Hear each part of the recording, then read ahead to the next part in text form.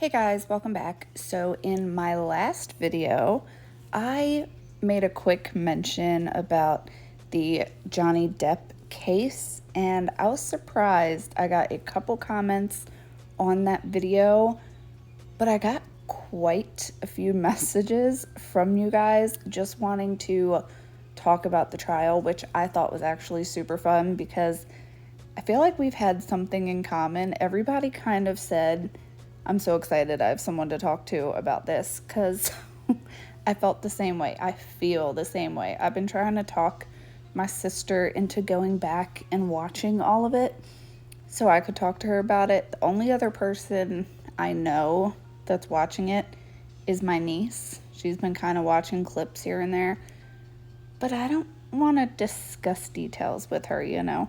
So I figured since a bunch of you were crazy trial people like I am, I thought it'd be kind of fun to do a not to be taken so seriously Manny. You'll see why I say that. And just kind of talk about the case because just like some of you, I need to talk about it. I need to talk about some things. I don't know about you guys, but I like watching trial cases all the time. I always have them on in the background.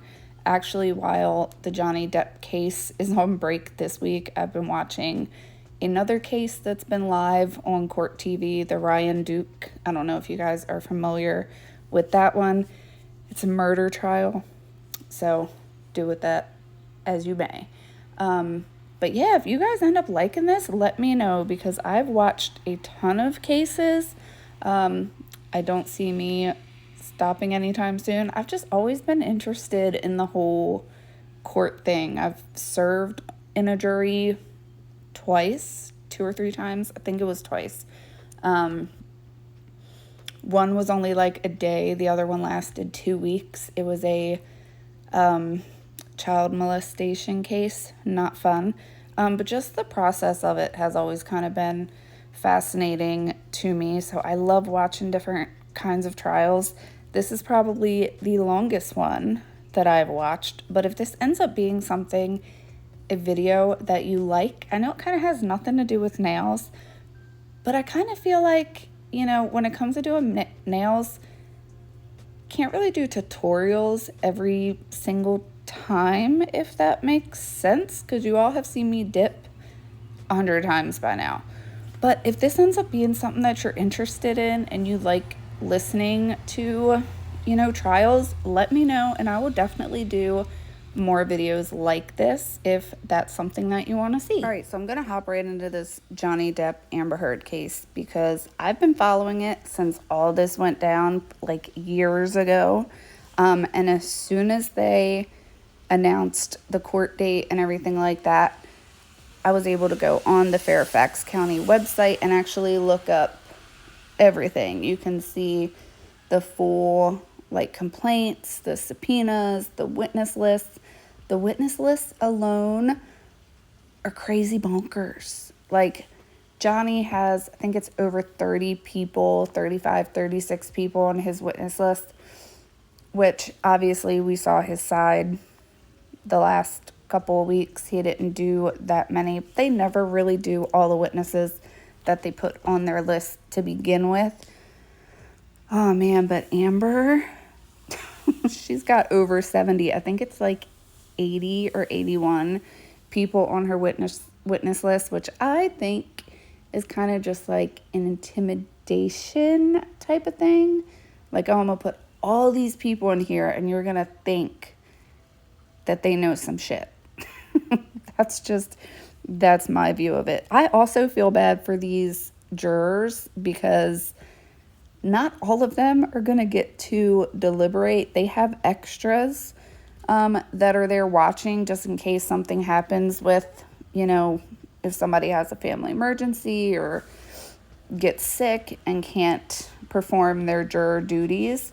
They have all these extras. So after closing statements, all the lawyers are going to choose which jurors they actually want in the deliberation room.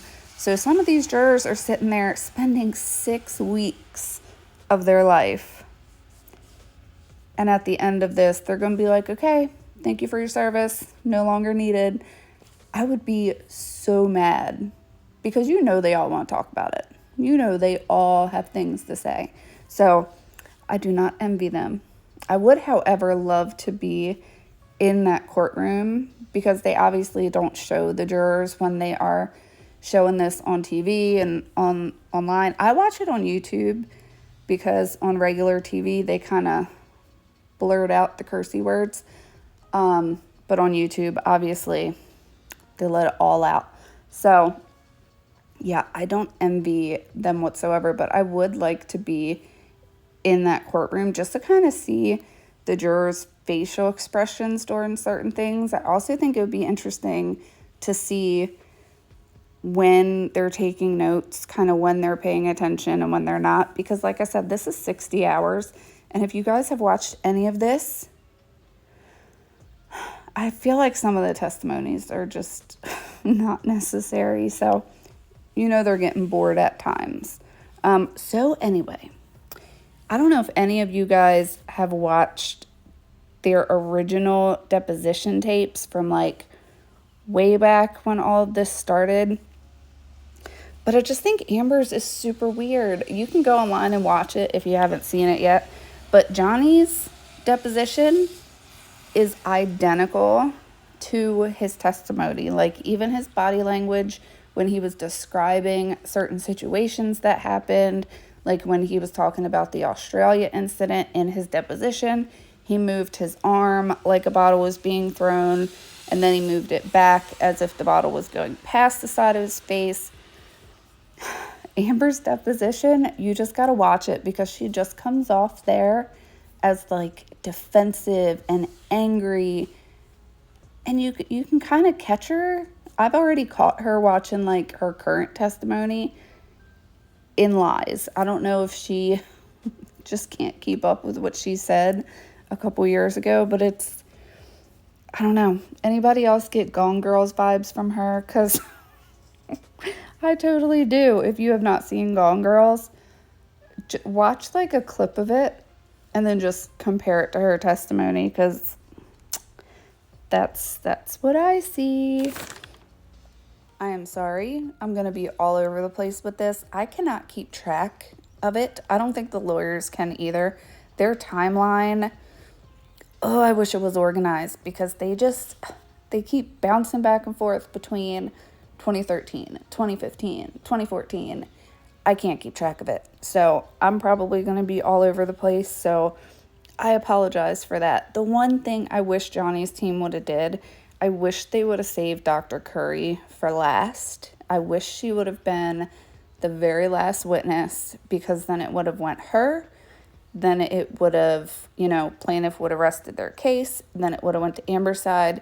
It would have been her expert doctor, Dr. Hughes. So it would have went Curry, Hughes, then Amber. And I feel like it just all would have been more fresh in the jury's mind, if that makes sense, because they're getting so many different testimonies from so many different people. I just worry about what's fresh in their mind and what they have kind of already forgotten, even though they did, at least for us when I was a juror, we did get notepads and pens and pencils and stuff, and we were able to take notes. But it's optional. You don't have to take notes. But I just wish she would have gone at the end so that it would have been fresher, because you guys will have to go just watch Dr. Curry's description of Amber and how she thought she would be, and then watch clips of Amber's testimony.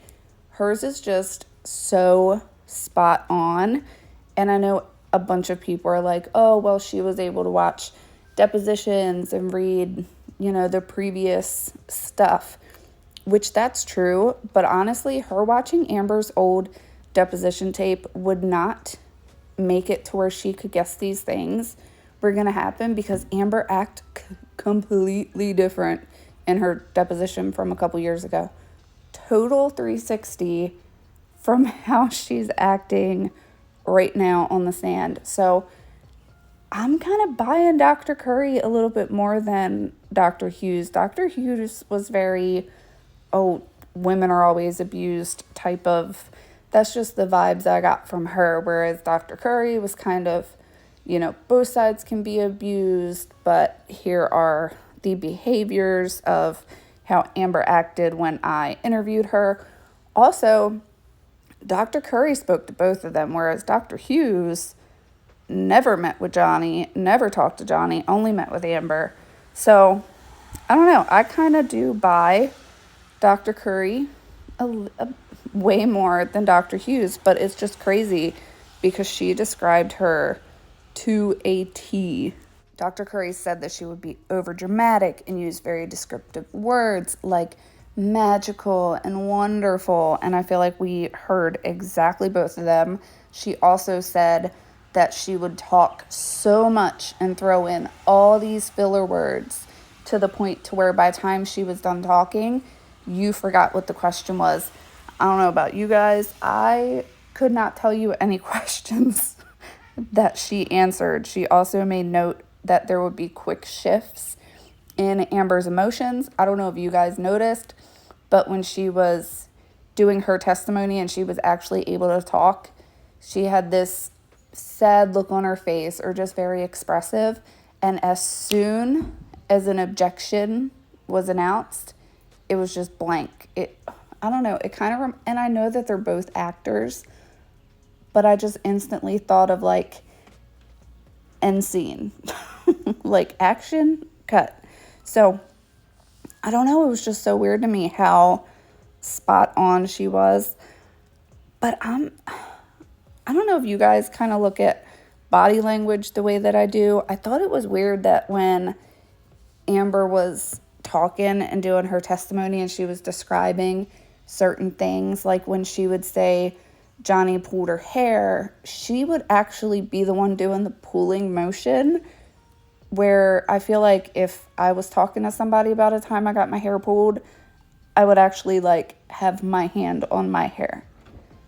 You know what I mean? Like just weird stuff like that. I don't know. I look at body language a lot because you can't always depend on what's actually coming out of her mouth. But when she was saying that, like, he punched her, she'd be the one doing the punching motion. It was just weird to me. Or he grabbed her arm and she'd be doing the grabbing, as opposed to, I feel like you or me would be actually grabbing her arm. I don't know. It's just weird because when Johnny did his testimony and he was talking about it, he made motions with his hand like she threw a bottle and then it went past the side of my face like this. Stuff like that. Or he would, like when she was hitting him, he would touch his face. It was just so weird, but it was so spot on to his deposition, like move for move and damn near word for word was just so identical. Whereas hers, and I'm not going to get into detail about it because I think the sexual assault, I don't want to say what all she claims he did to her. But I will say in her deposition, they asked her specifically about that information with the bottle. And they asked her, did the bottle ever touch you? And she straight up says no. The bottle never touched her. The broken wine glass never touched her. So, I don't know. I hope that they're able to play her deposition tape as evidence because I want to see what she says to that. I'm also curious when the makeup situation comes up because I feel like there was drama from like week 1 and 2 during opening statements when her lawyer Elaine showed that Milani makeup palette and was like, this is what she kept.